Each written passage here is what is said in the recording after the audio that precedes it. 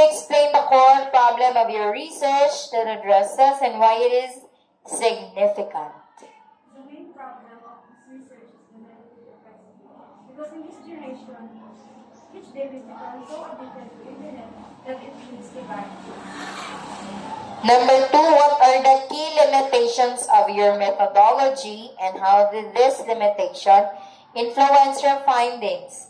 The internet are regularly required communication and information access is not without its limitations. These limitations are how we interpret information in our content, particularly when relying on online research.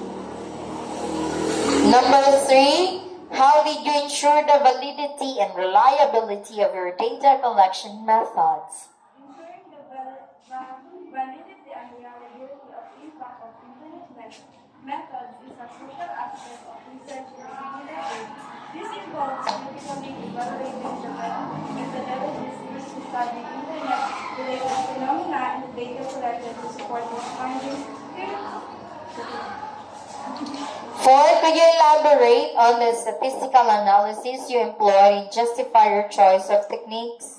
The impact of the internet on society is vast and multifaceted, making it complex subject for statistical analysis to study its impact. Effectively, researchers employ various techniques which demonstrate Okay, number 5.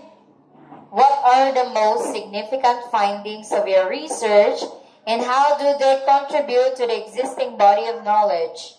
the international back of science is profound and multifaceted, shaping communication, information access, commerce, education, entertainment, and even political discourse.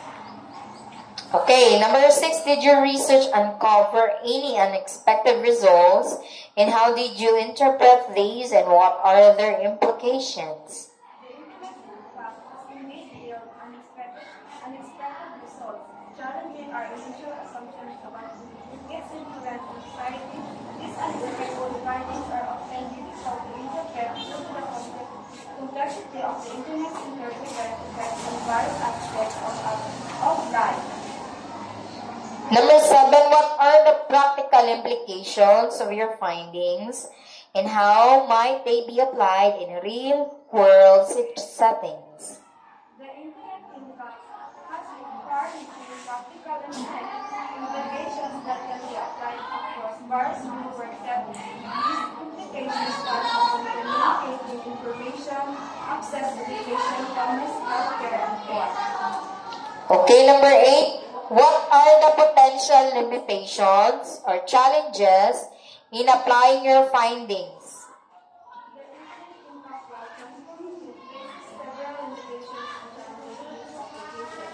These challenges include various causes, including economic constraints, social inequalities, ethical dilemmas, and the very nature of the Internet itself. 9, what are the next steps in this line of research and what future studies would you recommend based on your findings? The Internet impact is dynamic and ever-evolving phenomenon. To understand its future trajectory, we need to consider the next step in the research needed to drive. Number 10, how would you respond to criticism that is mentioned in specific potential criticism relevant to this research? Criticism is essential for any involving field and the impact of Internet is no exception. It's crucial to engage with constructively acknowledging valid points while also defending the strengths of their arguments. Okay, congratulations. Next tayo, sino?